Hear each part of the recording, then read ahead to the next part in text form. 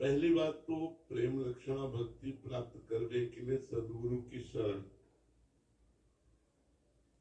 राम कृपा नासै सब रोगा, जब ये भांति बने संयोगा। सदगुरु वैद्य तो वचन विश्वासा, और संयम यह न विषय के आशा। पहली बात तो भगवान की विशुद्ध कृपा उस पर होती है जो प्रेम लक्षणा भक्ति के मार्ग में चलना चाहता है। प्रथम हृदय श्रद्धा जो करे, आचार्य जन जाय अनुसरे, जहां जहां हरिवंश के।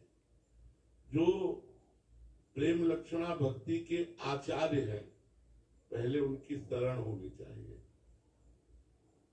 अगर हम आचार्यों की शरण में नहीं है तो भगवत प्रेम लक्षणा भक्ति का प्रादुर्भाव होना असंभव है। इसीलिए कहा प्रथम हृदय श्रद्धा जो करे। जो प्रथम हृदय में इस बात पर श्रद्धा कर ले कि बिना आचार्य कृपा के प्रेम लक्षणा भक्ति प्राप्त होना असंभव है।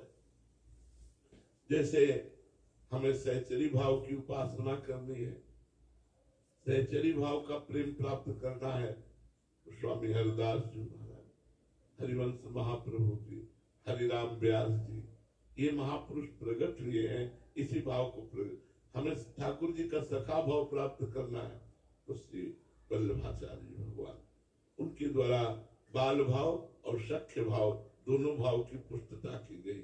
हम अगर आचार्य की शरण में नहीं है तो मनमानी साधना करके प्रेम प्राप्त कभी नहीं कर सकते। यह गुण साधन ते नहीं हुई। जो प्रेम है ये साधना से प्राप्त नहीं हो सकता। ये तुम्हारी कृपा पाओ कोई कोई कोई कोई कोई कोई जो आचार्य की शरण में है। बिना महापुरुषों की शरण लिए हम भगवत मार्ग में चल ही नहीं सकते। वो केवल नाटक होता रहता है, साधन होता है विषय,